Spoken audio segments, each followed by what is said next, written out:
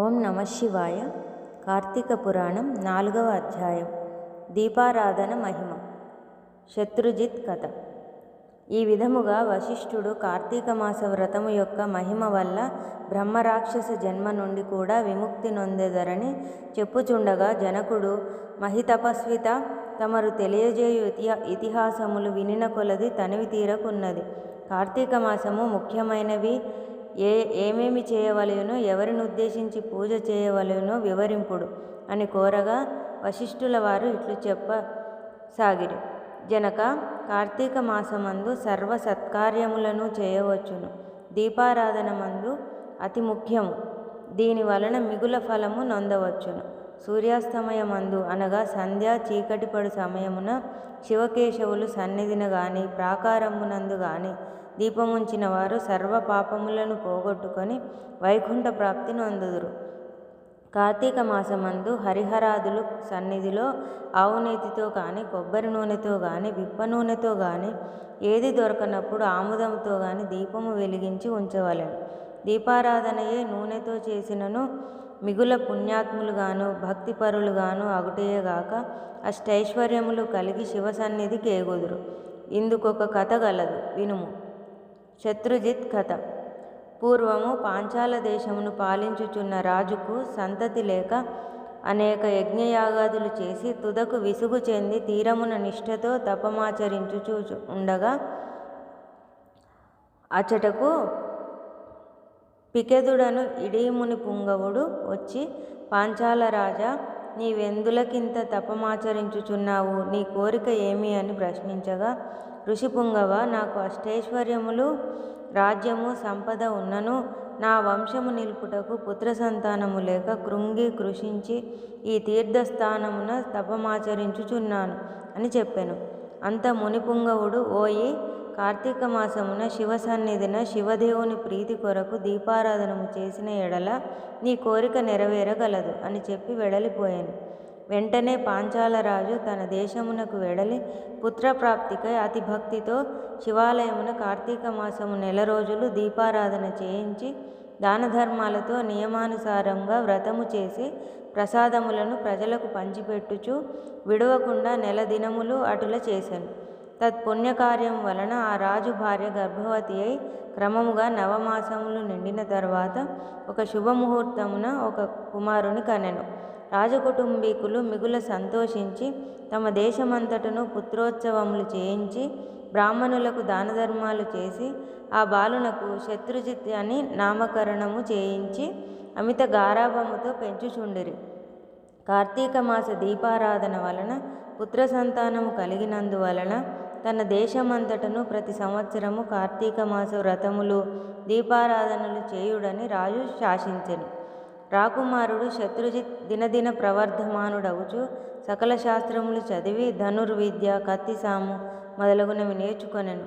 కానీ యవ్వనమును రాగానే దుష్టుల సావాసము చేతను తల్లిదండ్రుల గారాభము చేతను తన కంటికింపగు స్త్రీలకు బలాత్కరించుచు ఎదిరించిన వారిని దండించుచు తన కామవాంఛ తీర్చుకొని చుండెను.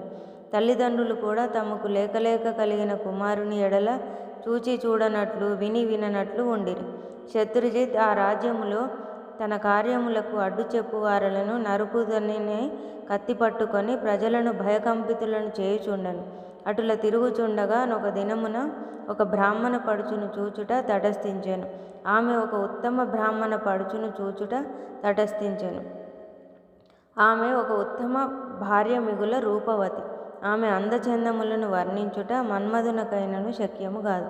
అట్టి స్త్రీ కంటపడగానే రాజకుమారుని మతి మందగించి కొయ్యబొమ్మ వలె నిశ్చేష్టుడై కామవికారంతో ఆమెను సమీపించి తన కామవాంఛ తెలియజేశాను. ఆమె కూడా అతని సౌందర్యానికి ముగ్ధురాలే కులము శీలము సిగ్గు విడిచి అతని చేయి పట్టుకొని తన శయన మందిరానికి తీసుకొని పోయి భోగములను భావించాను. ఇట్లు ఒకరికొకరు ప్రేమలో పరవశులగుట చేత వారు ప్రతిదినము అర్ధరాత్రి వేళ ఒక అజ్ఞాత స్థలంలో కలుసుకొనుచు తమ కామవాంఛ తీర్చుకొనుచుండిరి. ఇట్లా కొంతకాలం జరిగాను. ఎటులనో ఈ సంగతి ఆమె మగనికి తెలిసి పసిగట్టి భార్యను రాజకుమారుని ఒకేసారిగా చంపవలెనని నిశ్చయించి ఒక ఖడ్గమును సంపాదించి సమయము కొరకు నిరీక్షించుచుండెను. ఇట్లుండగా కార్తీక శుద్ధ పౌర్ణమి రోజున ఆ ప్రేమికులు ఇరువురు శివాలయమున కలుసుకొనవలెనని నిర్ణయించుకొని ఎవరికి వారు రహస్య మార్గమున బయలుదేరిరి. ఈ సంగతి ఎటులో పసిగట్టిన బ్రాహ్మణుడు అంతకు ముందే కత్తితో సహా బయలుదేరి గర్భగుడిలో దాగి ఉండెను. ఆ కాముకులిద్దరూ గుడిలో కలుసుకొని గాఢాలింగనం ఒనర్చుకున్న సమయమున చీకటిగా ఉన్నది. దీపము ఉండిన బాగుండును కదా అని రాకుమారుడు అనగా ఆమె తన పైట చెంగును చించి అక్కడున్న ఆమదపు ప్రమిదలో ముంచి దీపము వెలిగించాను.